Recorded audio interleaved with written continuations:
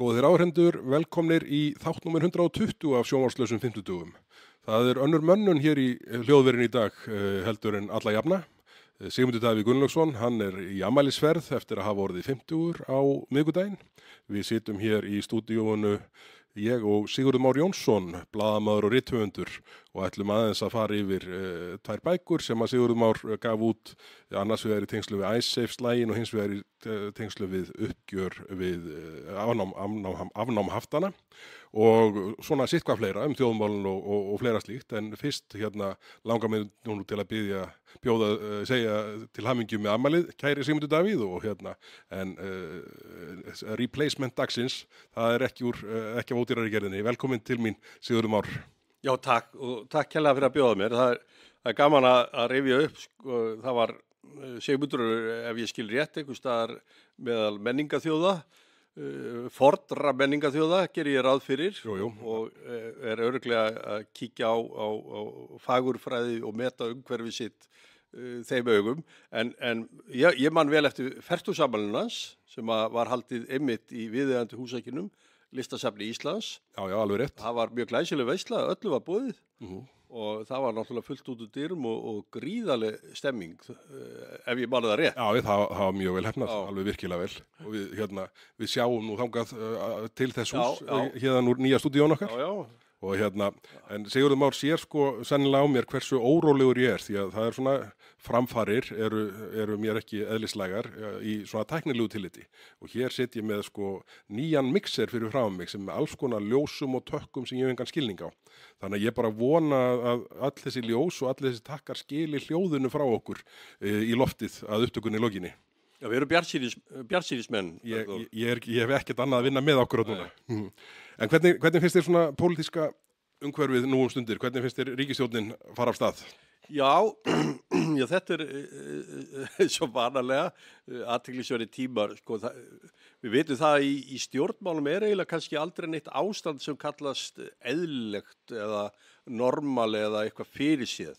Og ég ekki vissum að til dæmis að ríkisstjórnin sem nú situr og búin að vera hún búin að vera mánuði lengur allavega en Trump við völd í Bandaríkjunum og það ýmislegt sko, við sjá til dæmis að þegar var verið að setja saman ríkisstjórnina þá var ekki þessi yfirþyrmandi áhersla á utanríkismál sem að hún hefur greinilega fengið svolítið í fangið og við fylgjumst gjarnan með utanríkismál. Og kannski ítt í svolítið að stað sjálf bara með þessar áherslu á aðildarviðræður eða aðlögunarviðræður við Evrópusambandið. Já, sko, auðvitað fylgdust margir með og vissi ekki alveg hvernig því yrði pakkað inn í stjórnarsamstarfi eða stjórnarsáttmálan af því að þetta náttúrulega mikið baráttumál Viðreisnar. Samfylkingin hafði nú svona sett þetta á einhvers konar bara hold eða í kyrrstöðu og nefndi þetta ekki í kosningabaráttu, þetta var svo ekki mikið nefnt í kosningabaráttu og Flokkur fólksins, ef einhver mann þeirra stefnu sérstaklega, þá held ég að eitthvað sem bendir til þess að þeir muni sín eigin stefnu í mörgum málum í dag? Það getur stundum verið erfitt í stjórnmálu og það allavega voru þeir ekki hlynnt Evrópusambandsaðild. En við erum sem sagt bara það hvað utanríkismálin hafa einhvern veginn orðið fyrirferðarmikil og þetta ástand í Úkraínu sem að kemur meðal annars í kjölfar þess að nýr Bandaríkjaforseti er óhemju iðinn og mjög mikið að rugla menn í rýminu og menn viti ekki svolítið hvort þeir eru komið að fara eða hvernig ástandi Þannig að auðvitað hefur það kallað á endurmat á mörgum sviðum, eðlilega. Mér hefur þótt sko að ríkisstjórnin hefði gjarnan mátt svona vera aðeins yfirvegaðari. Við vitum það að þegar utanríkisráðherra finnst hann þurfa að vera mjög mikið á ferðinni, hann þurfa að sitja alla fundi og vera alltaf viðstaddir, allar athafnir, að þá svona gengur hann svolítið í þessi björg. Þú þarft alltaf finnst að þú þurfir að koma með eitthvað á borðinu, þú þurfir að vera að gera eitthvað. Ísland hefur sína sérstöðu, við erum NATO-þjóð, við erum með varnarsamning við Bandaríkin, við erum með mjög sterkt samstarf við Norðurlöndum, við höfum gott samband við Evrópulöndin, svona gegnumsneitt hvert og eitt Við erum auðvitað Evrópusinnar, þó við séum ekki Evrópubandalagssinnar. Já, það fer vel saman. Og þannig að margt sko, við erum herlaus þjóð, engum finnst við stendur stuggur á okkur eða ógnun. Við höfum stórt land, fámennt land á strategískt mikilvægu svæði. Ekkert af þessu hefur breyst. Þannig að mér hefur þótt að sko að ríkisstjórnin og utanríkisráðherrann mætti stundum bara vera aðeins rólegri í yfirlýsingum, aðeins yfirvegaðar í því hvernig teknar eru ákvarðanir að verja fjármunum. Ég held að þegar þar að kemur þá verði mikilvægt fyrir okkur Íslendinga að geta stutt mannúðamál, uppbyggingu í Úkraínu. Ég gæli við það að við séum að sjá fyrir endan á stríðinu í Úkraínu. Já. Ég gæli við það vegna þess að aðkoma Trumps mun og hefur þegar breytt hlutunum. Það kannski bjartsýni, ég veit það ekki. Það aldrei á vísan að róa í því. En ég tel það alveg gríðarlega mikilvægt að átökum ljúki. Það verði gerðir vopnahléssamningar. Það enginn að tala að það verði gerðir friðarsamningar 1, 2, 3. Þeir eru flóknir. En vopnahléssamningar sem að menn geti svona unnið út frá. Auðvitað blasir við að það fullkomið vantraust á milli Rússa og Úkraínumanna og milli Rússa og Evrópu þjóða. Við vitum alveg hvaða augum menn sjá þetta í Austur-Evrópu, þessi átök þarna. Og það eru margar vinaþjóður okkar, Eystrasaltsþjóðirnar og Finnar og Pólverjar, við stöndum náttúrulega Pólverjum mjög nærri. Já. Og þetta út frá þessu þarf að vinna og ég held að sko, ég hef þá trú að NATO muni standa þetta og NATO að breytast, það eru komnar, ég ekki viss að Putin hafi endilega verið sérstaklega sáttu við það að Finnar og Svíar séu hafi bara farið inn í NATO 1, 2 og 3. Það örugglega ekki sko strategíst eitthvað sem hann gat hugsa sér, þannig að NATO að breytast. Ég tel að sko ákvarðana miðjan í NATO hún muni færast til. Það segir sér sjálft að lönd eins og Portúgal, Spánn og Benelux-löndin, þau sjá varnarmál allt öðrum augum en Finnar, Eystrasaltslöndin og Pólverjar. Þannig að, og ég sé fyrir mér að þessi lönd og svo kemur mér kannski pínlítið óvart líka að Norðurlöndin eru bara öll mjög einbeitt og þau starfa saman. Þau eru mjög einbeitt í sínu uppbyggingu. Við séum að Danir hafa tekið ákvarðanir gríðarlegar aukningu fjármuna inn í öryggis og varnarmál. Svíar voru búnir að því. Normenn eru að stíga fast inn. Bæði Normenn og sérstaklega Svíar framleiða mikið af vopnum. Þessi átök við Bandaríkin, þau munu örugglega hafa, fyrir ekki að ég stoppa bara við þessa geopólitísku sín sem blasir við að þessi staða sem við komum upp með Bandaríkin, þau munu að einhver leiti hafa önnur áhrif en kannski Trump ætlaði sér að því leiti að Evrópa þarf að endurmeta sjálfstæði sitt til skamms tíma þá kallar þetta á vígvæðingu, það þarf að setja miklu meiri fjármuni sem að í vopnaframleiðslu, í hergagnaðinaðin, þjálfa hermenn og annað slíkt sem að til skamms tíma getur haft örvandi áhrif á hagkerfið, landsframleiðslu og þarfum getur líka orðið verðbólguvaldur. Nú eru Evrópubúar búin að taka ákvörðun að lyfta skuldaþakkinu, þá bara prenta seðla. Það bara, þetta verður ekki gert öðruvísi. Nei, þeir ætla að gera það og ég held að Evrópa muni verða sjálfu sér nægari vopnaframleiðslu. Ég var að sjá það bara núna að Portúgal voru að ákveða að leita annað eftir þeirra endurnýja flughersinn eða þoturnar hjá sér. Ég veit ekki alveg hvað það eru margar en það stóð til að taka bandarísku F-35 þoturnar en þeir eru að velta öðru fyrir sér. Og þannig að þetta mun hafa áhrif. Evrópa mun örugglega svona endurmeta þetta og það er auðvitað það sem Bandaríkjamenn ætluðu að gera að einhverju leyti, að ýta við Evrópu að þeir færu að taka eigin öryggismál alvarlega, að þeir hafa alltaf sparað sér þessa fjármuni, vitandi það að þeir hafa Höfðu vörnina vestan. Já, þessa vörna vestan og nú er það bara svona Bandaríki, við höfum oft heyrt til dæmis Albert Jónsson, hennur gjarnan bent á að Bandaríkin séu að þurfa að horfa miklu meira á hvað Kínverjar eru að gera. Ég veit eiginlega ekki hvað, ég er ekkert viss að verði endilega stórkostlegt vopnakapphlaup þar. Það getur vel verið að menn finni eitthvað balans í því. Kínverjar hins vegar hafa verið mjög einbeittir í því í þessu Tævanmáli og sem að svona kannski getur orðið svona helsti spennustaður í heiminum í framtíðinu. Þar búa 22 milljónir manna og Kínverjar telja að þessi ófrávíkjanlegu hluti af Kína. Og þeir hafa horft til þess að 2028 minni mig, 9, ég man ekki nákvæmlega ártalið, þá séu þeir færir að taka Tævan, hvað sem í því felst. Tævan er mjög vel vígirt, Bandaríkjamenn hafa nánast heitið að vera þar til varnar, þeir eru yfirleitt með flugmóðskip þar nálægt. Þar er líka mjög mikilvægt að verði ráðist í spennuslakandi aðgerðir. Trump sjálfur, hann hefur nú nefnt það til dæmis að hann vilji gjarnan að menn drægi úr kjarnorkuvopnum, framleiðslu kjarnorkuvopna. Ég veit ekki hvort að það næst að fá menn til þess að slaka. Trump er ekki, hann er ágengur persónuleiki, það þarf ekki að deila. Nei, það er óumdeilt. Já, en hann er ekki sérstakur áhuga maður stríð per se, ef ég skil það rétt. Hann er gjarnan, það er frekar að hann vilji fara í viðskiptastríð, eins og samningatækni hans birtist.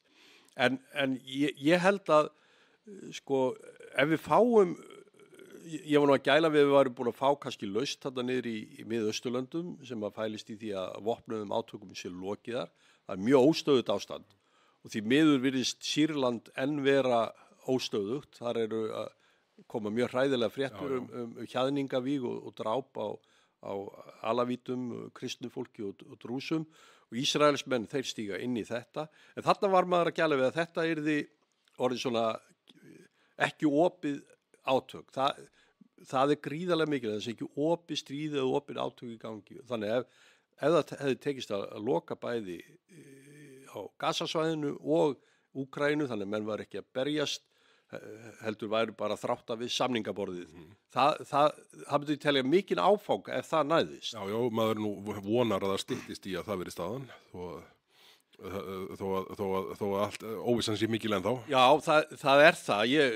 Svona hörðustu stuðningsmenn Trump segja að það hafi í raun og veru verið búið að ganga frá þessu við Rússa. Putin sé bara aðeins svona stólera málið og þarframöndu göttur.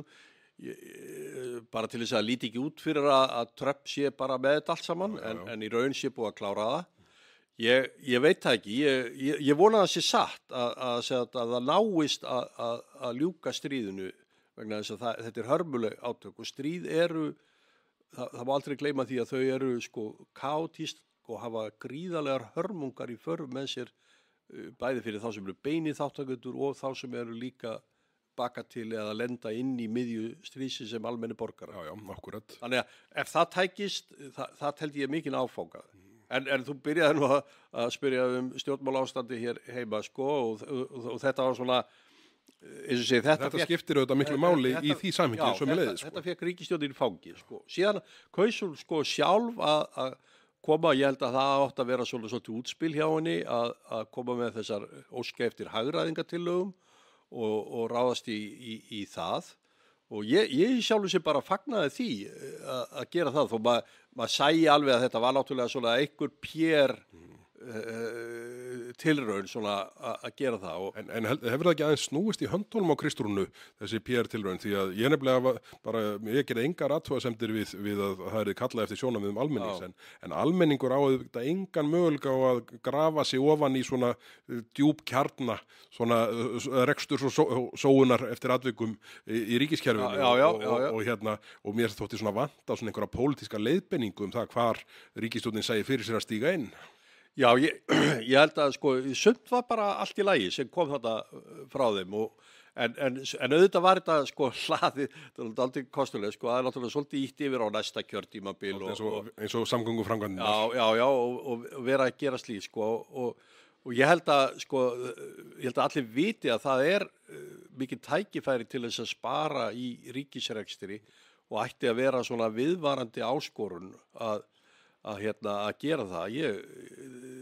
ég heyri nú reyndar að sko til dæmis ef ég bara líti á stjórnarráðið að til dæmis að forsætisráðuneyti það sé núna aftur búið að fækka fólki þar Já, og þar sé orðið fyrst og fremst verið að hugsa yfirstjórn og annars lítið ég var nú á leiðinni hinga áðan þá var ég að hlusta á einhvern spjall á hvað heitir það, samstöðinni, þar sem hinn miklu átök eru núna. jú, við dauðaborðið. Já, við dauðaborðið, að þar var einhver kona að ræða það að Bjarni Ben hefði haft svo lítinn áhuga á mannréttindum og jafnréttismálum að hann hefði ýtt þessum málaflokkum frá sér. En þeir eru, sko, þá er eins mátt spyrja, sko, nú ef það er þannig, þá hlýtur Kristrún að taka það aftur inn í ráðuneytið. Ég held að þessi aðgerð hjá Bjarna hafi verið, sko, til þess að koma því burtu frá, sko, ég tel að forsætisráðuneyti eigi að vera bara stjórnunarráðuneyti. Fást við að halda þekkingu á starfsemi ríkisstjórnarinnar og svona þessum einstökum málefnum hvað það varðar, en ekki að vera að blanda inn í það jafnréttismálum, mannréttindamálum eða Málum fagráðuneyta. Já, eitthvað sem á bara að vera út í fagráðuneytum. Og ég fagna því ef það og það er kannski þá verið einhver sem að Bjarni var hreint í framkvæmd. En það sýnir líka að það er hægt að breyti í stjórnarráðinu. Það er hægt að, ég hef stundum tekið sér dæmi að ég sá á tímabili að þá reis upp mikil skrifstofa jafnréttismála innan forsætisráðuneytisins af því að það voru áhugamál Katrínar Jakobsdóttur og það var búið til sérstök skrifstofa og með allmörgum starfsmönnum og þarfræðingatónum og þá gat maður dottið í hug nú stöndum við Íslendinga bara ansi vel þegar kemur á jafnréttismálum og hvað er þá hlutverk þessara skrif? Ég held við séum bara skorum alltaf hæðst þegar jafnréttismál ber á góma þó einhverju sé að tala að það sé bakslag í þeirri baráttu þá skil ég aldrei almennilega út á hvað það snýr. En jafnréttismál á Íslandi sem betur fer, ég held að þetta sé fengum fyrir þjóðfélagið að við stöndum vel þar.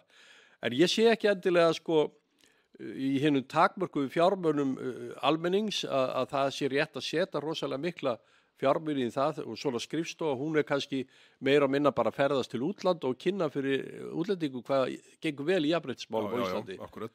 Það verður svolítið, þú þekkir þetta, það verður svona... Og hópurinn nýkominn á kvennaráðstefnu Sameinuðu þjóðanna í New York. Já, ég hefði á tilfinningur að þar hafi til dæmis ekki verið margir karlmenn í þeim hópi. Ég var í einn af fáum slíkum í síðustu ferð. Já, það er eins og það er, sko... Ég meina að jafnréttismál eru gríðarlega mikilvæg á heimsvísu en við getum alveg sagt að við séum, þetta bara sé orðið sé komið inn í okkar lög og stjórnsýslu og og þá getum við... Já, bara raunheimar benda til þess að sko staðan sé nú bara býsna góð. Já, við erum svona, og þá getum við kannski bara tekið þá fjármuni sem við erum að setja í þetta og setta í einhver brýn málefni eins og málefni varða börn og unglinga sem virðist vera málaflokkur sem að allir eru dálítið hafa miklar áhyggjur af núna. Já, að þessi átak, eðlilega. Ef við höfum náð að gera gott út úr þessu jafnréttismálum að þá þurfum við að færa orkuna þangað og það er það sem að kannski stjórnarráðið og stjórnsýslan þarf að vera dýnamískari til að gera sko og þetta var ég var við sko þegar ég var þannig að menn vilji aldrei sleppa sko af sínu þetta verða oft svolítið hólf og menn verða sérfræðingar í einhverju tilteknu inn í stjórnsýslun eðlilega þú þarft að kunna stjórnsýslan snýst mjög mikið að kunna þau lög sem máli varðar og geta sinnt og afgreitt erindi sem það varðar út frá því gildandi rétt. Já, eitthvað svoleiðis sko. En svo gerist að það þarf viðbragð og þá kannski getum við nefnt hérna til dæmis sem var nú kannski undanfæri þess að við ræddum aðeins pólitíska arfleið Sigmundar eða aðkoma hans að íslensku stjórnmálum að þá er það sem að ég fjallaði að talsett á sínum tíma Icesave-samningarnir og síðar afnám haftana og uppgjöri við kröfuhafana. Og það voru, í raun og veru þetta voru kannski meira svona ákveðnar case studies, sko, ef maður orðað þannig, báða bækurnar, tilraunin til þess að rýna í ástand sem var kannski abnormal, sem það dettur eitthvað í fangið á Íslendingum, eða íslensku stjórnvöldum og hvernig við er brugðist og mér fannst að það sem ég var að segja áðan er að það var kannski í báðum tilvikum þá reyndi mjög mikið á pólitísku hliðinu og stjórnsýsluna og ég held að menn getur bara reynt að læra dálítið mikið af því hvernig til tókst, sérstaklega kannski með afnám haftana og hvernig var unnið úr því. Því að þegar ríkisstjórn Sigmundar Davíðs tekur við í upphafi vorið eftir mjög góða kosningasigur 2013 í kjölfar þess að við höfum unnið góðan sigur í Icesave-málinu þar sem sagt í raun og veru var búið að bæja því frá að íslenskur almenningur yrði gerður að einhvers konar greiðanda ábyrgðaraðila uppgjörsins. Já, nákvæmlega og sem var svona eitt af þeir ástandi sem kom upp í kjölfar bankahraunsins. Og þetta voru mjög erfiðir og erfiðir tímar. En samt þetta er líka alltaf áskorun fyrir, ef maður vilja læra eitthvað af hlutunum, áskorun að hvað við erum að gæta hagsmuna Íslands, við erum að gæta hagsmuna almennings á Íslandi og bæði þessi mál snerust það svona að ná utanum hvar þeir hagsmunir væru og hvernig við gætum varðveitað og í bæði skiptin þá gilti fullveldið alveg gríðarlega miklu máli, hafa fullveldi ákvörðunarréttu að löggja, við hefðum lögin, við getum sett okkur eigin lög, við hefðum stjórnarskrá, við getum sett okkar eigin lög eftir okkar eigin hagsmunum. Og það var alls konar pressa og þvinganir erlendis frá í báðum þessum málum. En við höfðum þetta hvoru tveggja og mér finnst stundum til dæmis að því að rætt Icesave-málið að menn séu stundum að tala niður til dæmis þessar þjóðaratkvæðagreiðslur, þær hafa nú kannski ekki skipt neinu máli, það hafa verið komnar vendingar áður, það var ljóst að þessi samningur myndi ekki gilda þegar var búið að hafna honum og annars lítið þeir sem voru þarna kannski hinum megin í málinu. Rangstæðir á endanum. Rangstæðir, já, þegar upp að staði VG-liðar og Samfylkingin og svona við þeir hafa svolítið verið að flytja þennan málflutningi. Ég held einmitt að almenningur þurfti að fá að kjósa þetta eins og þetta æxlaðist. Og það ekkert sem bendir til þess að þessir hópar sem þú nefnir, þeir sem voru rangstæðir í málinu, hafi metið það sem svo að einhverjar vendingar væru komna fram sem útskýrðu niðurstöðuna þegar kosið var. Það var aldeilis tekinn slægurinn fram á síðustu mínútu. Já. Og með trakteringum sem að menn höfðu ekki síðan lengi. Já. Hákarla auglýsingarnar í seinni kosningunum og þetta voru menn ég ekkert að gera lítið úr því að það voru erfiðar ákvarðanir og erfiðir tímar í kjölfar bankahraunsins. En það er samt, það verður að gera þá kröfu að menn svona horfi alltaf á hagsmuni lands og þjóðar og séu ekki að kaupa úrræði annars staðar frá. Við sjáum þetta bara aftur og aftur. Donald Trump sagði við forsætisráðherra Úkraínu forseta Úkraínu hann hefði ekki neinn spil á hendi hann gæti ekki verið að gera sér breiðan þegar þessi frægi fundur var í Hvíta-húsinu.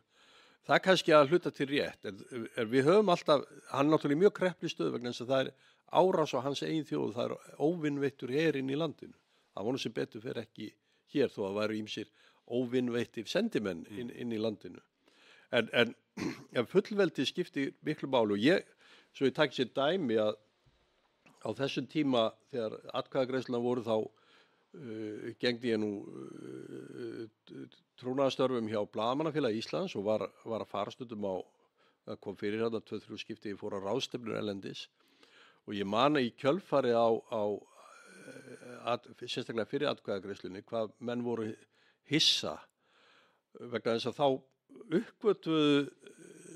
uppgötvuðu fannst mér eins og útlendingar eins og ég skynjaði gegnum þessa erlendu blaðamenn sem ég var að tala við á þessum ráðstefnum og þessum þingum að þeir uppgötvuðu að það var íslenskur almenningur sem var bakvið það var hann sem fekk að kjósa og Grikkirnir, ég man hvað Grikkirnir voru sérlega áhugasamur hvort þetta væri hægt að því að við, eins og við munum, þá voru þeir í djúpstæðum vandamálum Já, já, á þessum tíma. á þessu, Og svo sem áður. já, og hérna og fólk skildi og virti að vilji almennings birtist í þjóðaratkvæðagreiðslu og þetta var auðvitað bara mjög dramatískt og fólk virti þetta að þetta skildi gerast með þessum hætti og það var alveg gríðarlega mikilvægt. Já, en athyglisvert sem hún sagði ráðan varðandi svona það að það verður auðvitað skilda þeirri sem í stjórnmálunum eru hverju sinni að gæta hagsmuna Íslands og Íslendinga.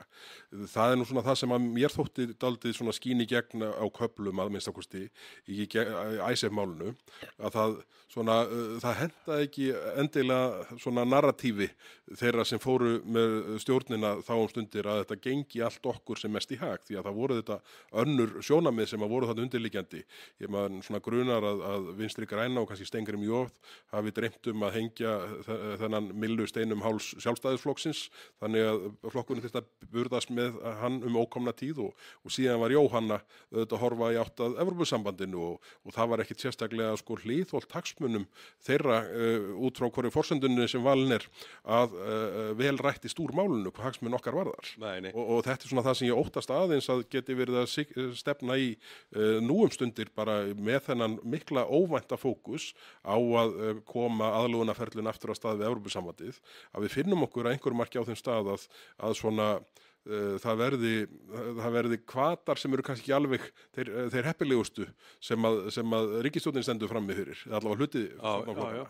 Já. Þetta er alveg rétt sko, hérna auðvitað það hafði verið mikill uppgangur í íslensku efnahagslífi fram til 2008. Jú. Og menn höfðu svona Vinstri grænu upplifað mikla eyðimerkurgöngu og fannst lítill hljómgrunnur við sílum málflutningi, flesti Íslendingar töldu að við værum bara komnir í mjög góð mál efnahagslega séð og landsframleiðsla og þjóðartekjur jukust gríðarlega á þessum tíma og menn höfðu það bara ansi gott, það verður nú bara að segja eins og og svo kemur þetta mikla áfall að við erum, þegar verður alþjóðleg fjármálakreppa, þá erum við í miðju hennar vegna þess að við höfðum því miður, við höfðum bankakerfi sem gat ekki staðið þetta af sér miðað við þær forsendur eins og það var byggt upp. Nei, akkurat. Það var bara ekki hægt. Átt í raun aldrei séns. Það megin hluta til. Ég held að það sé bara verður að segja sem svo þó að það megi gagnrýna ýmsar ákvarðanir sem voru okkur mjög óvinsamlegar og ég meina eins og að setja hryðjuverkalög á okkur. Þá meina ég átt aldrei séns einmitt að slíkum ákvarðunum teknum. Já, og ýmsar aðrar ákvarðanir sem var beinlínis við vorum bara eins og veikla dýr í hjörðinni sem var bara ráðist á. Og oft á tíðum vinir svona í sögulegu samhengi sem að ég meina voru að valda okkur mestum skaða. Já, ég held að það menn svo ég vitni aftur í þennan fund sem var þarna í Hvítahúsinu daginn að sko þá voru menn eins og er þetta diplomatísk samskiptið eins og þau að ganga fyrir sig og það var nú meira að segja prófessor við Háskóla Íslands í sagnfræði sem sagði við höfum nú því að venjast að þetta fari fram í bakherbergjónum þessi samtöl sem var dálítið kostulega yfirlýsing svona per se þannig menn afneituðu því ekki að þetta eru þetta bara brútal hagsmuni sem hefur tekist á og þegar þú ert í viðkvæmri stöðu þá bara færðu þessa meðferð. Jú, auðvitað reyna menn að hafa vinsamleg samskipti en þegar á reynir þá því miður þá getur nú bara hvest á milli og það verður nú að segjast eins og að þessi grikkur sem Bretar gerðu okkur með því að setja okkur á þennan hryðjuverkalista eins og bara nú hrifin af breskri menningu hún svo involverið í okkur Íslendinga þá voru þetta mörgum alveg gríðarleg vonbrigði. Já, þetta var ódrengilegt að þetta skildi gerast með þessum hætti og það hafa komið svona afsökunarbeðni frá sumum en ekki öllum þar. En þetta er en sko þú nefndir sko sumum fannst eins og þegar þessi staða kemur upp að þeir sætu svona yfir dánabeiði kapitalismans að hann lægi nú þarna bara andvana eftir að hafa þurft að þola það að hann væri hér riði húsum og nú var þeirra tími komin. Nú væri þeirra tími komin og það skein svolítið í gegn sko að þetta myndi hvað ákvarðanir sem eru teknar, þær eru alltaf skrifaðar á stjórnirnar á undan og kapitalismen eins og það var. Þetta auðvitað var ekki með öllu hollt að menn nálguðust það. Og svo var auðvitað hitt sem að var bakvið, það var þessi Evrópusambandsaðild sem að var vakinu upp í mikilli óþökk í raun og veru meirihluta þingsins eins og kom á daginn síðar. Þetta fór náttúrulega alveg með VG í raun og veru að vera þáttakandi í ríkisstjórn sem að fór í þetta ferli. Sérstaklega því að var hægt að rifja upp lofvörð Steingríms J. Sigfússonar. Já, ég meina, fyrir kosningar. Já, ég meina, allir í flokknum í raun og veru, þannig að þetta var, og fólk, þetta klauf flokkin í raun og veru, hann bara var veiklaður eftir þetta. Og það að sem sagt, sko, ég veit ekki sko það, að finna einhver tíma og rétta stund fyrir þjóðina að gangi gegnum einhvers konar umræðu þetta að gangin í Evrópusambandi, það verður auðvitað mjög vandasamt og erfitt að finna það eins og ríkisstjórnin augljóslega að vandræðast með núna.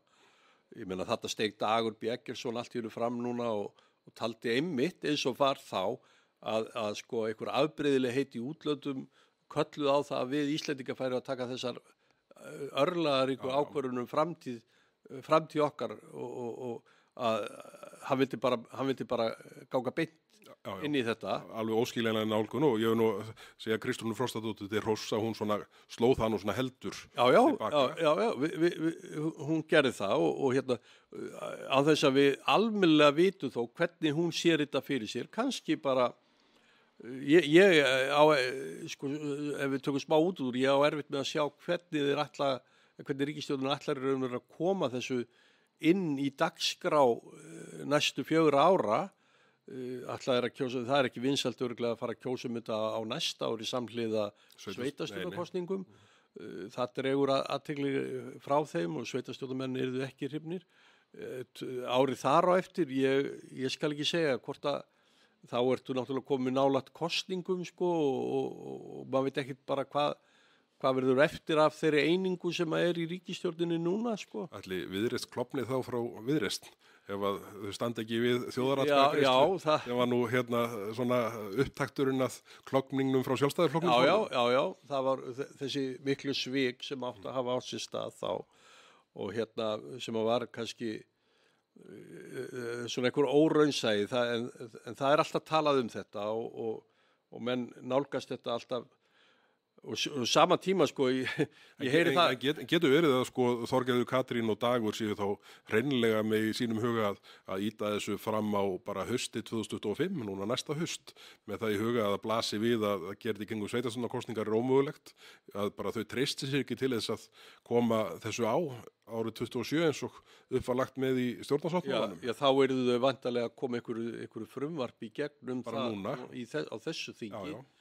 Og hérna þú ert nú nær þessu valdasviði Bergþór minn heldur þú ættir að Ég bara svo hissa hvað komið lítið af málum inn nú þegar frá þeim, sérstaklega þessum stóru að þau eru kannski að passa að sé rými fyrir eitthvað óvænt stort. Já. Ég held nú samt ekki fjandinn hafið Nei, sko lengi skal mannri reyna og ríkisstjórnina.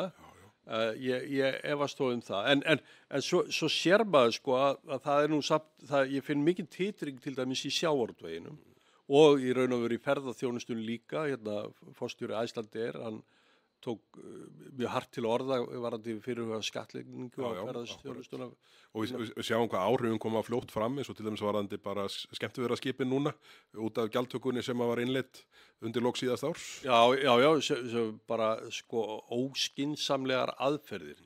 Ef þú segir mig að menn vilja hækka gjaldtöku þá verður það að gerast með verulegum fyrirsjáanleika, þannig að fyrirtæki og starfsgreina geti undirbúið sig og ég þó ekki endilega að mæla þeim á. Ég held að menn séu stundum að beygja sig eftir örnum, hvað segir maður? Eirinum en kasta krónni. Já, fyrir ekki, gott að hafa málfarsráðunautin hérna með. En sko,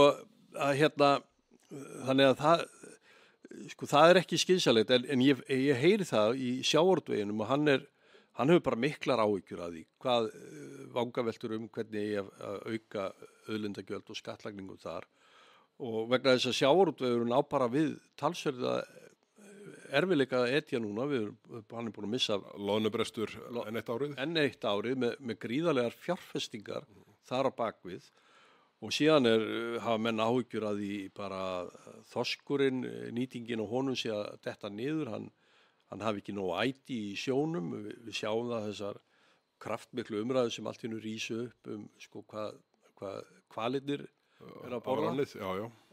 Já, og þá stöndum við dálítið svona, já, en við teljum okkur framalega í vísindaransóknum sko þegar kemur að sjávarútvegi, en samt höfum við eiginlega enga sérstakar rannsóknir. Sko það var nú fyrrverandi forstjóri Hafrannsóknastofnunar, Jóhann Sigurjónsson, hann gerði nú skýrslu hvali fyrir einhverjum árum, en síðan kom á daginn að það var ekkert verið gert með þessa skýrslu. Nei. Þannig að sko að vísindaransóknir, við eigum mikið undir því að séu öflugar og góðar rannsóknir á lífríki sjávarins og ég svolítið hissa bara að við skulum ekki vita þetta betur.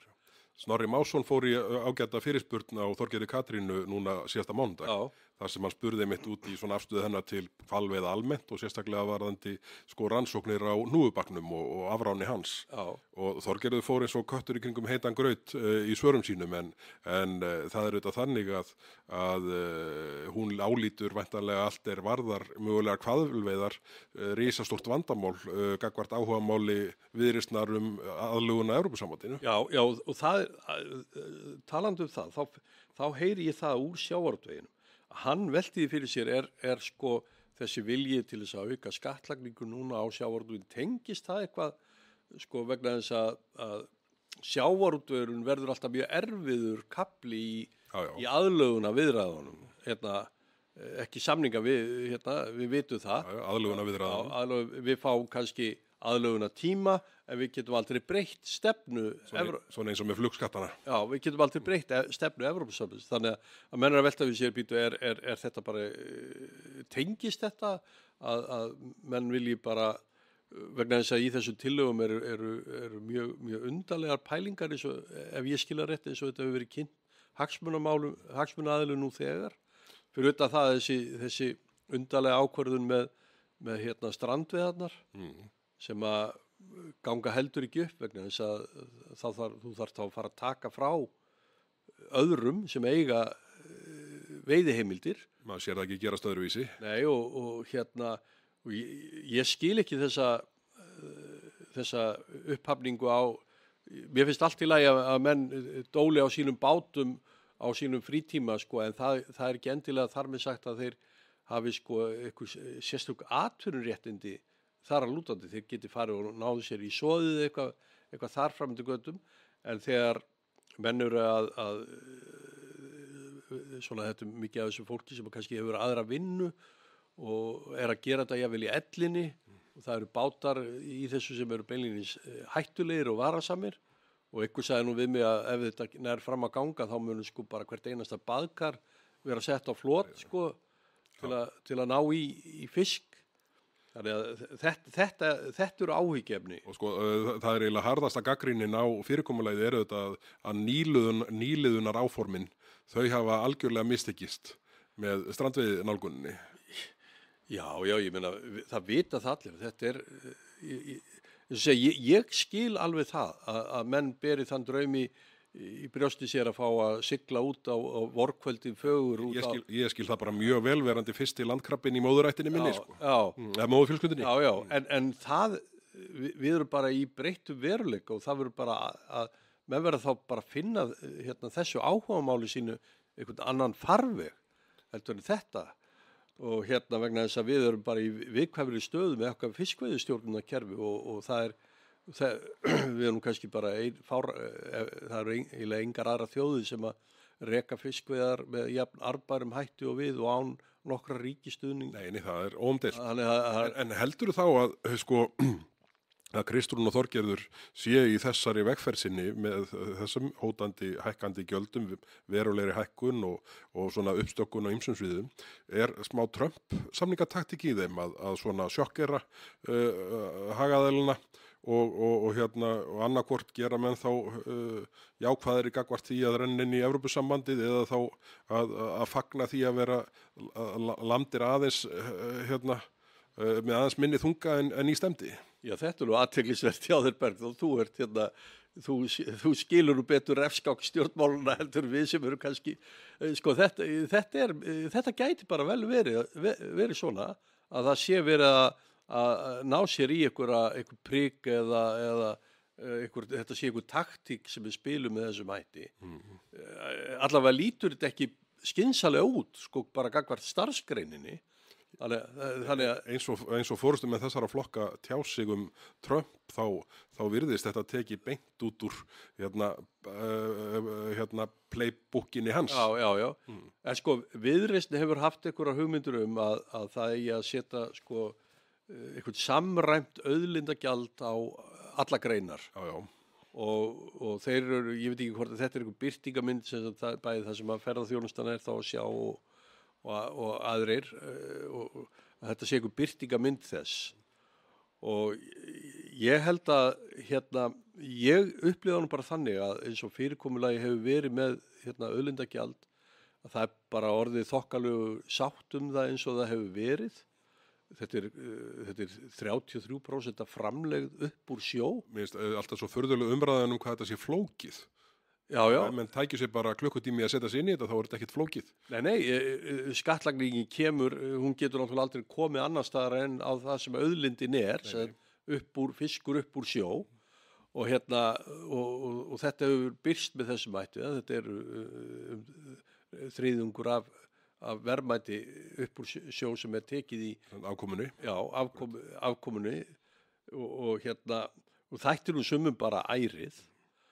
Og ég held að sko hinga til að hafa stjórnvöld sko niðurstaðan eins og við erum með sjávarútveginn í dag sem er bara nokkuð vel heppnaður.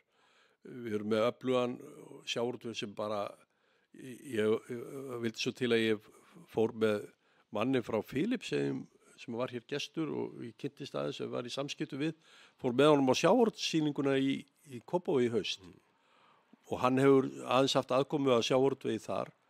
Og hann var bara algjörlega steinhissa þegar við vorum að fara á milli bása, skoða tækjabúnaðinn, skoða tæknivæðinguna og hann þekkti alveg ágætlega til. En hann var svo undrandi yfir þessu hátæknistigi og hvað gæði tækjabúnaðar, veiða, skipana, umgjörðum sjómenn og hvernig var hugsað þetta allt saman. Hann bara sagði þetta verið eins og bara annarri plánettu. Sko, ég þekki ekki til fiskveiða á Filippseyjum, en ég held þetta eigi við sjávarútveginn nánast í flestu löndum heims.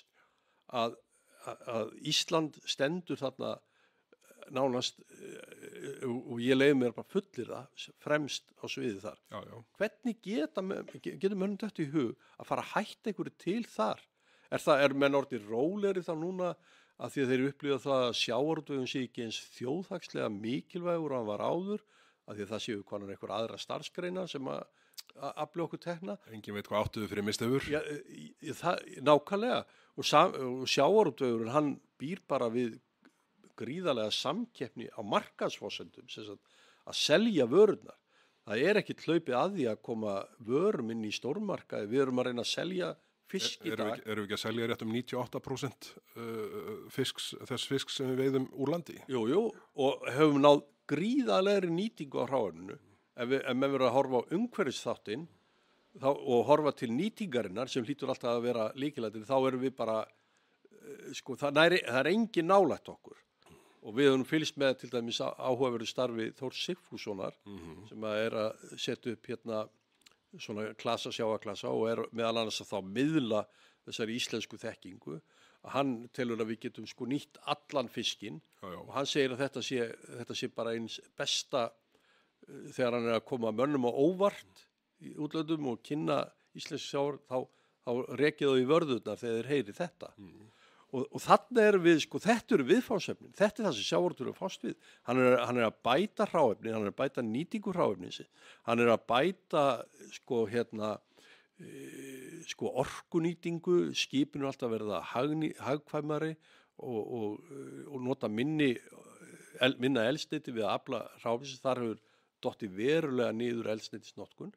Við mögum þó ekki gleyma því að öflum próteins fyrir sem samsvarar 25-30 miljónar manna með þessu flota. Þannig að sko ef menn ætla að fara í einhverja hlutfallslega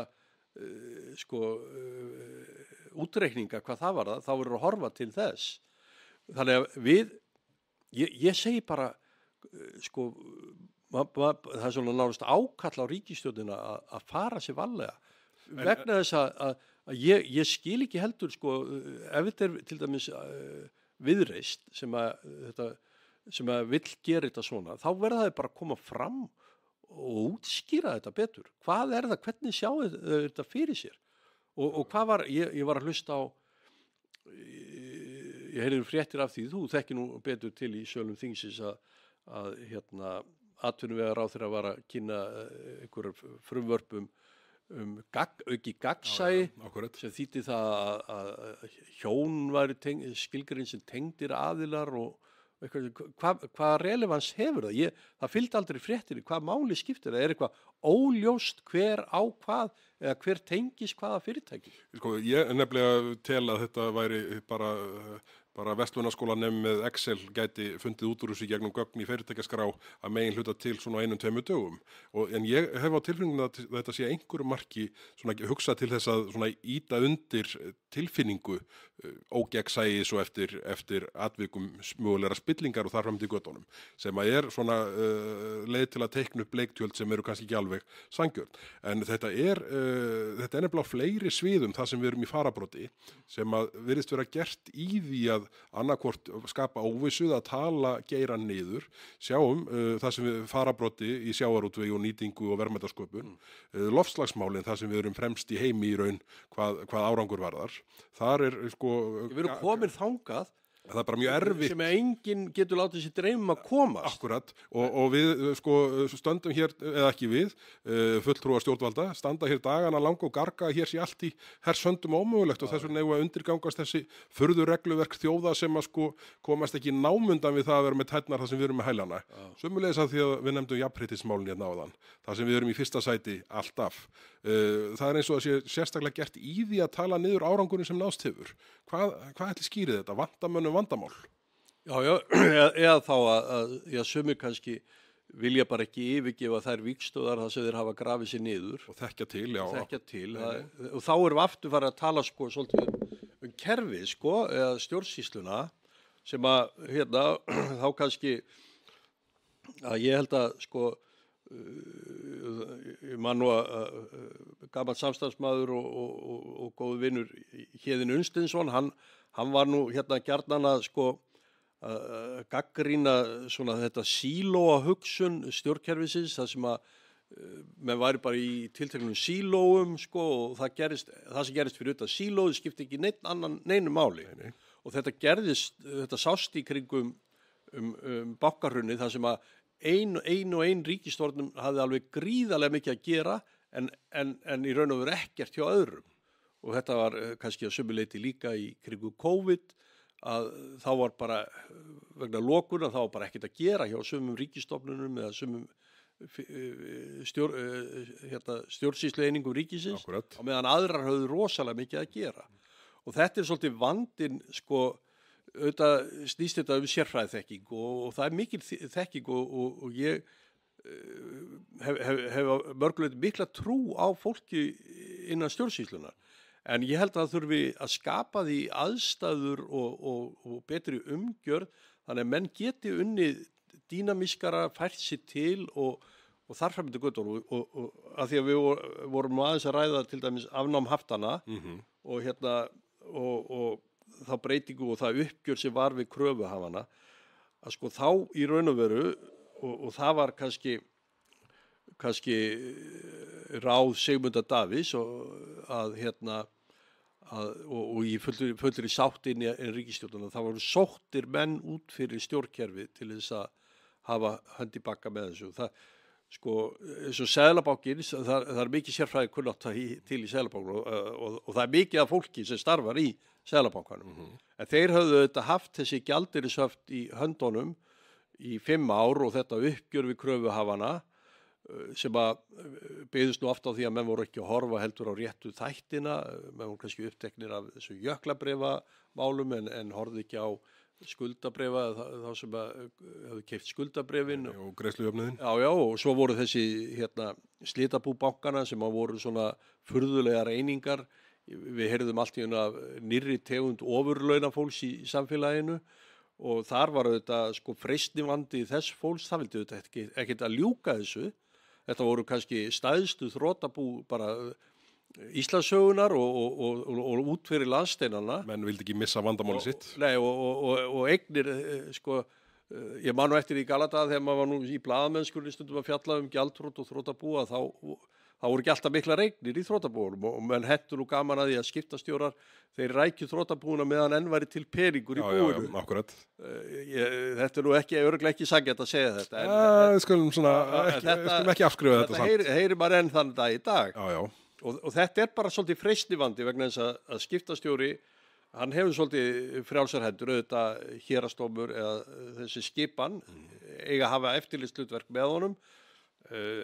Ég heyri nú aldrei neitt sérstaklega það að það sé vera að taka á mönnum. Nei.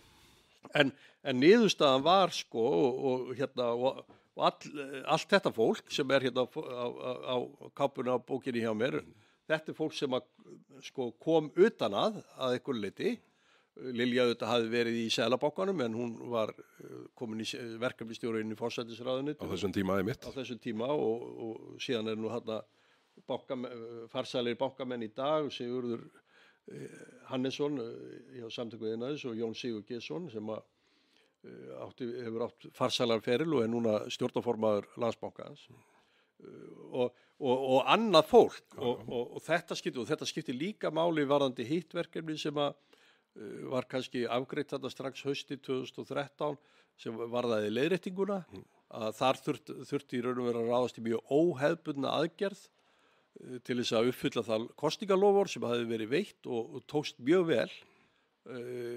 Ég veit að Sigmundur vildi gjarnan að það hefði verið meiri peningar til þess að aðstoða fólk og þessi aðgerð, hún fekk hrós bæði frá OECD og Alþjóðagjaldeyrissjóðnum vegna þess að hún var ekki á nokkurn hátt þenslu. Nei, akkurat. Það fekk engin pening. Þetta var nú svolítið sem sumir blaðamenn áttu erfitt með að skilja og sumir þeir sem skrifuðu það eru reynda komnir inn á þing og eru að aðstoða núverandi ríkisstjórn. Ætli sé einhver eftir á heimildin til að koma út næsta blaði? Já, það kom blað í morgun. Það kom blað í morgun, já. Og en sú aðgerð var til dæmis mjög vel heppnuð og hafði engin áhrif á verðbólgu í landinu, engin. Svo það sé nú bara sagt. Vegna þess að menn voru að reyna, ég rekst enn þá á menn sem er að reyna að halda öðru fram. Og það var einfaldlega vegna þess að fólk fekk engan pening. Það var bara, lánin voru lækkuð.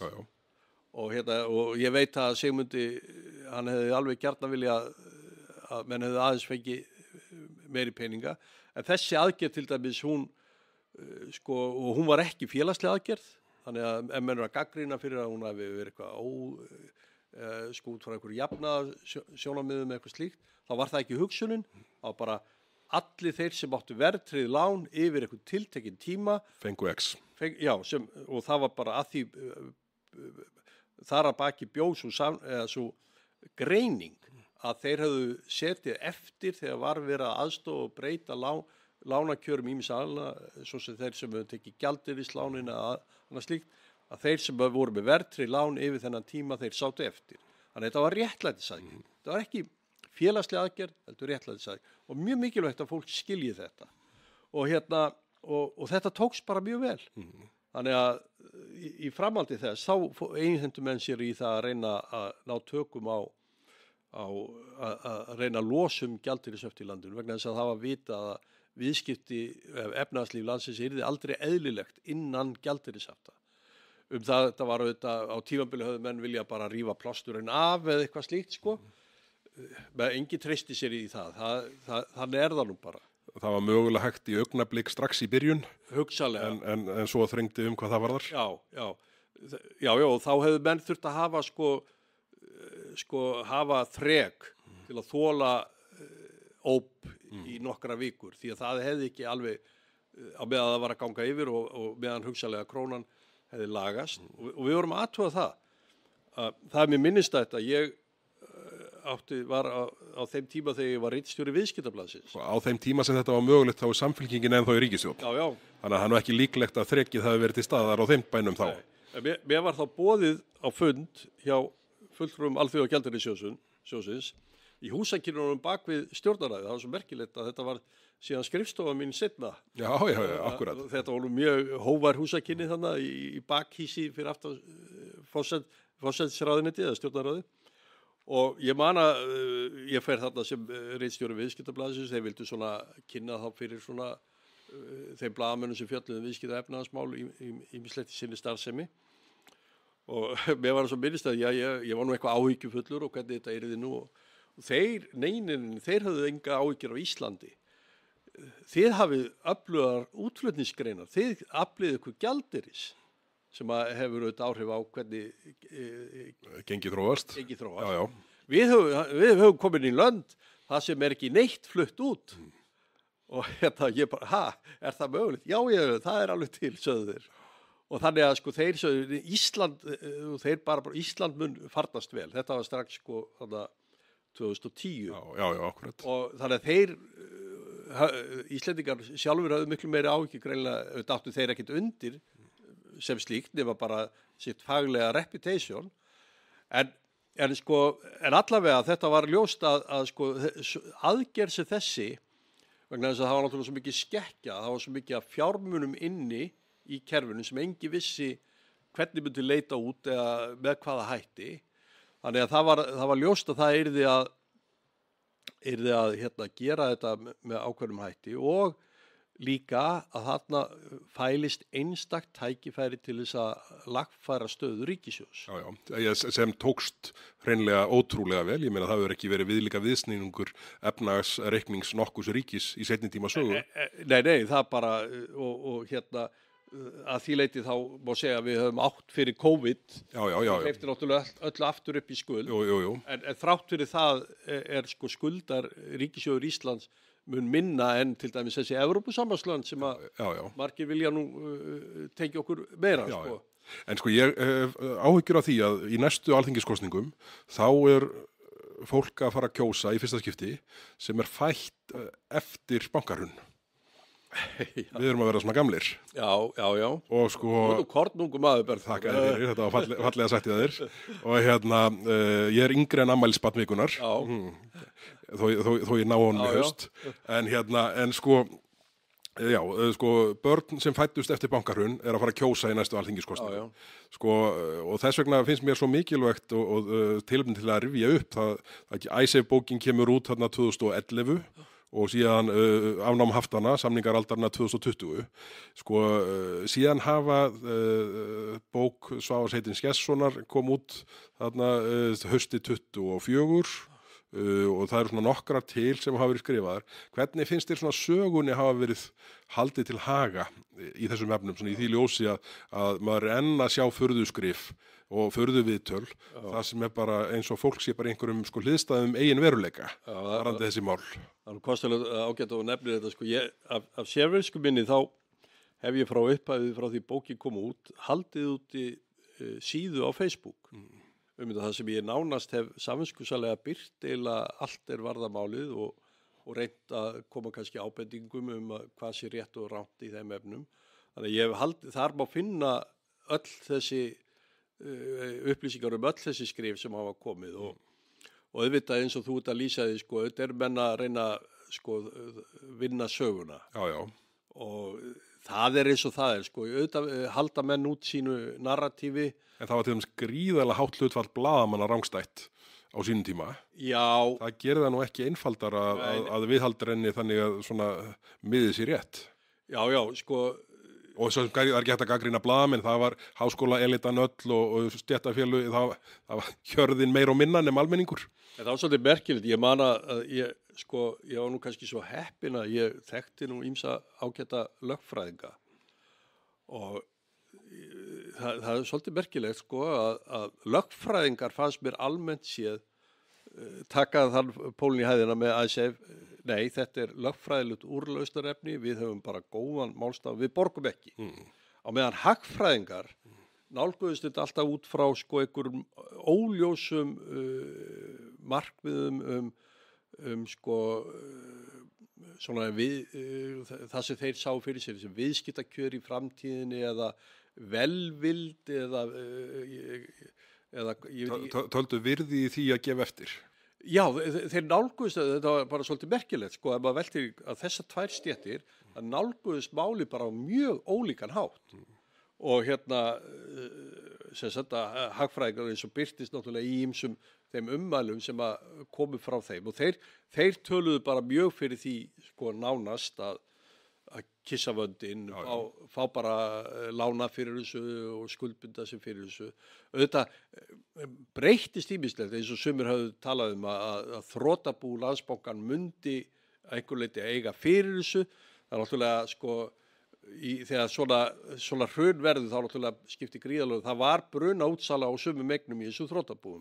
Því miður og sumar þjóður gengu fram og tóku eignir eins og Danir og Normenn. Þeir tóku bara hreinlega eignir, beittu fjármáleftirlitu landana sem eru mjög öflugar inngripsstofnanir, sögðu þið geti ekki átt þetta, þið verður bara að selja þetta að skila þessu frá sér og svo keyptu einhverju vildavinir í sömum tilverkum í þessu löndum þessu eignir á bruna útsölu. Þannig var nú það. En sko, það gekk auðvitað fram að Landsbankinn, þrotabúið átti talsett fyrir þessu, en það breyti því ekki að samningarnir eins og þau voru kynntir í upphafi, þeir snerist það að Íslendingar tækja sér að skuldbinda vaxtagreiðslur sem að voru algjörlega út úr korti. Já, akkurat. Og þetta verður bara að segjast eins og að þeir sem áttu innistæður inn á þessu reikningum, bæði var að það hafi verið að breytast, netviðskipti voru að koma fram og þannig að það var auðveldar að færa og menn voru bara að elta háa vexti. Og eins og þetta leit út þá sko áttu sko Jón og Gunna á Íslandi að tryggja það að Jón og Gunna í Bretlandi fengju háu vextina þar sem þeir voru að elta áhættufjármagn. Eða einhverju sjóðir? Já, þar fyrir utan sko. Alls konar sjóðir. Og sko auðvitað á einhverju tímapunkti leit þetta ekki vel út því að menn heldur kannski bara fjármunum væri tapaður og þarfra undir göttunum. Þannig að sko reiðin var mikil og það var auðvitað alið á því. Þetta verður bara þannig ástand. En þá snýst þetta náttúrulega líka að standa í lappirnar og bara og þetta og það sem að mér finnst sko kannski menn ekki alveg að draga réttu leksíunar alltaf af þessu sko. Þess vegna ég nú ofta að tala að við höfum alltaf þetta vopn okkar sem fullveldið þó að við séum að þrátta og rífast hér innbyrðis að þá höfum við það og þjóðir snýri böku saman í atkvæðagreiðslunum Icesave.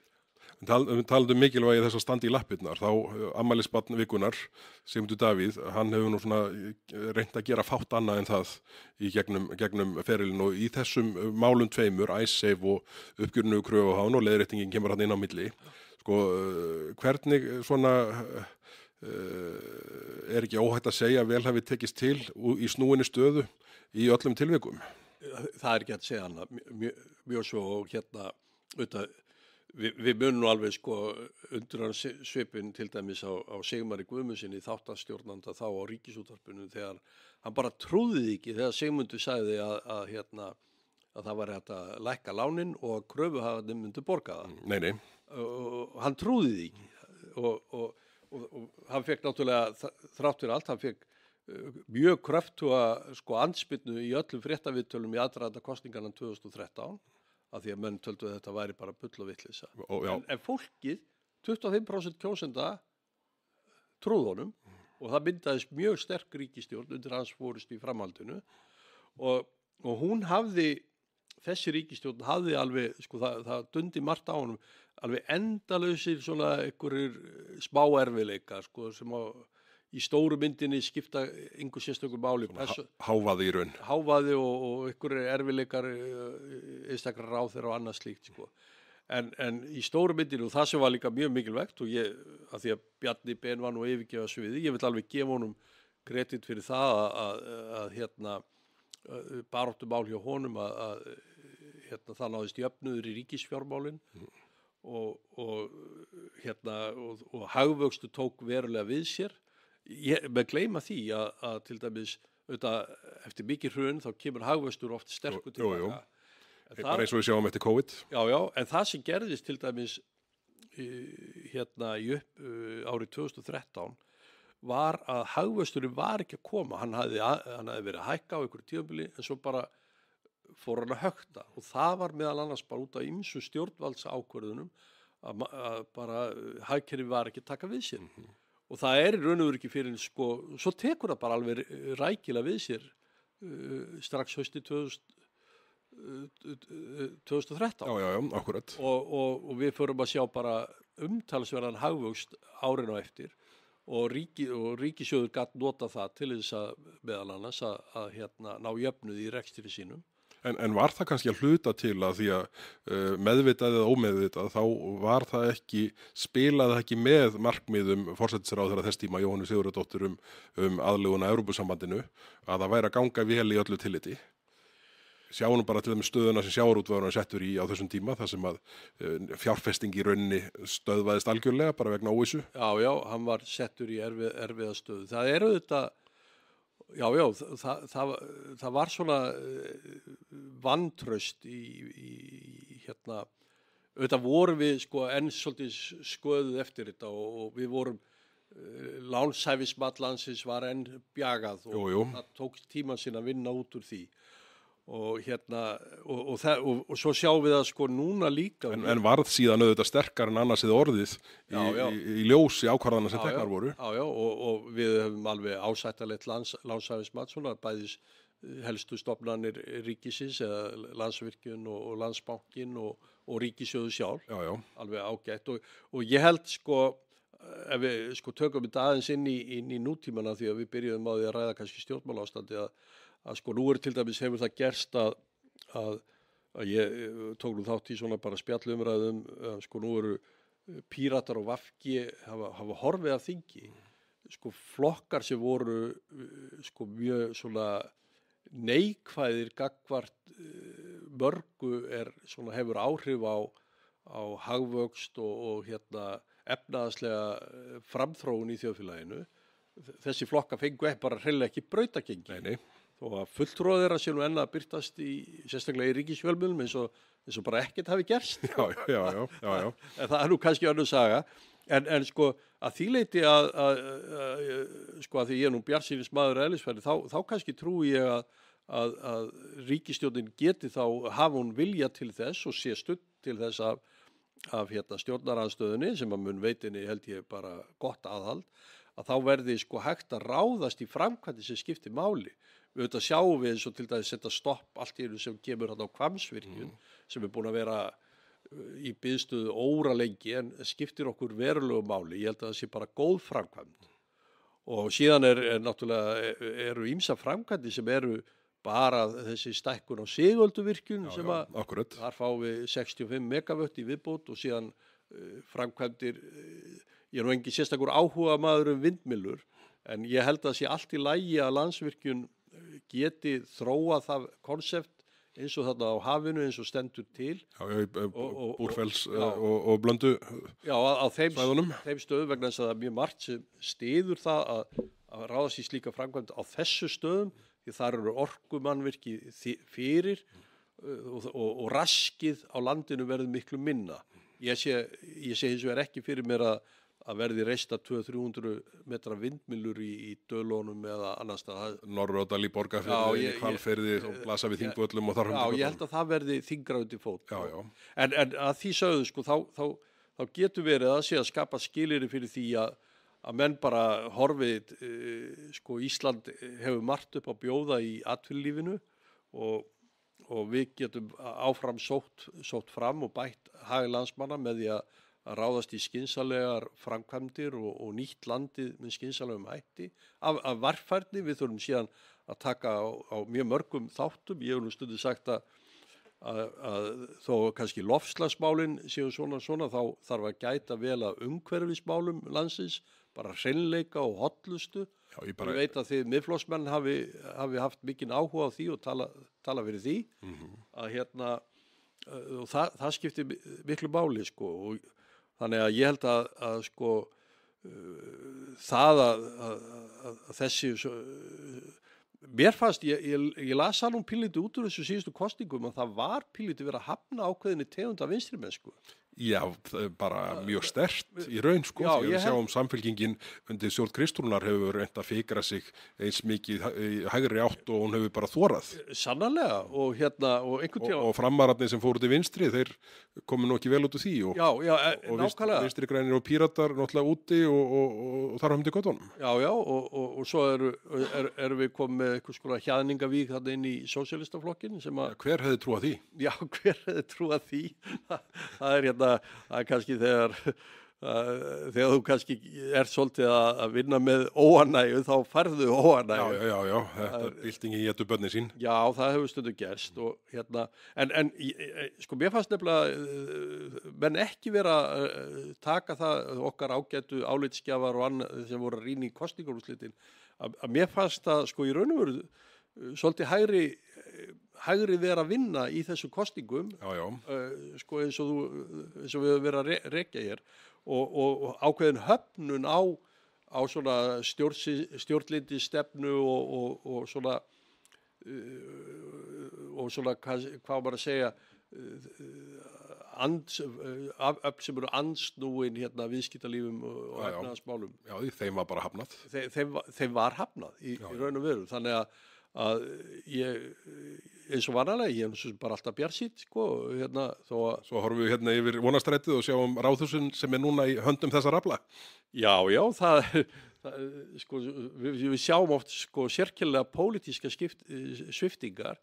Ég veit ekki, sko, það er náttúrulega ekki nema hvað 14 mánuðir í kosningar í Reykjavík og ég finn það svolítið að fólk í Reykjavík er dálítið ráðvillt og átta sig ekki á þessu. Það var breyting á þinginu, það eru færri flokkar. Jú. Það eru 6 flokkar, það þótti nú.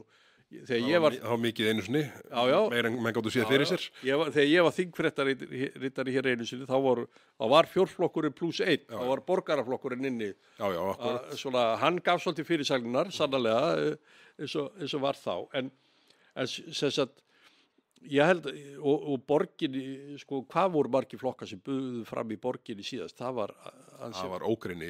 Við erum dálítið, sko, það er dálítið kaotískt ástand og þegar maður var að horfa á til dæmis myndun þessa nýja meirihluta, þá fannst mér þetta bara kaotískt og og ég átta mikið á því, sko, það sem að borgarbúar náttúrulega við eigum svona mikið undir, þarna er skólakerfið, þarna er stór hluti af velferðarkerfinu varveitt.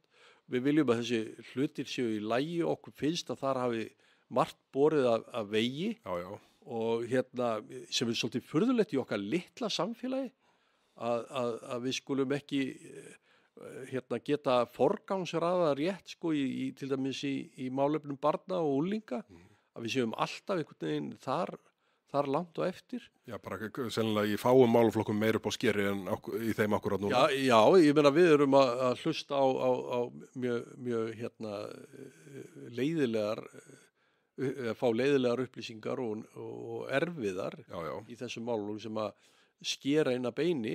Fólk hefur miklar áhyggjur af þessu og mér finnst einhvern veginn ekki eins og viðbröðin séu neitt sérstök við þessu, sko, hjá skólakerfinu, sko. Nei, enn sem komið vantar það upp á, sko. Heyrðu Sigurður Már, þetta það fer að styttast í teipinu eins og við Sigmundur lendum yðurlega í. Já. Það er samt miklu auðveldar að hafa stjórn á þér í tíma heldur en Sigmundi. Já, tíminn er, sko, takmörku auðlind. Já. Ég vil þó að sé að þetta hafa þessi brott, hlaðvörp þannig að menn tali í tíma og ótíma, sko, þá er þetta takmörku. Við verum náttúrulega, ef við erum hættir að segja eitthvað viti, þá erum við að hætta. Já, það er nú það út að það gengur galdurinn, sko. En þetta er búið að vera frábært að fá því heimsókn og við fáum nú að kalla þið til skrafs og ráðagerða síðar, en eigum ekki að enda á að óska afmælisbarni vikunnar aftur til hamingju með 50 afmælið og vona að njóti vel í stuttu verðskulduðu fríi. Já, hann gerir það sannarlega, og á það sannarlega skilið. Já, hann er búin að vinna sér inn fyrir þessu. Já, mikil kosningabarátta nýliðin og það sem hann stóð sér vel og flokkurinn almennt bara. Já, þetta er mikill munur að vera 8 í öflugum þingflokki heldur en 2 áður. Já, það er bara skemmtileg áskorun fyrir þig líka sem þingflokksformann. Já, þetta bara gaman að þessu og mikil tækifæri. Já. En kæru áhörendur, takk fyrir að hlusta í dag. Við verðum aftur hér að viku liðinni. Við erum 2 dögum á eftir áætlun en það skýrist af flensustúsi hjá mér. En ég reisin úr ekki og þú reist úr ekki fyrir viku síðan eða svo. Já, það er allir svolítið að glíma við einhverja skítapestir, það heitir á fagmáli. Þetta er hérna og stundum er það í pólitíkinni, er hún haldin skítapestum. Kæru áhörendur, aftur takk fyrir að hlusta í dag. Sigmundur Davíð, til hamingju með afmælið. Heyrumst á viku liðinni. Bless.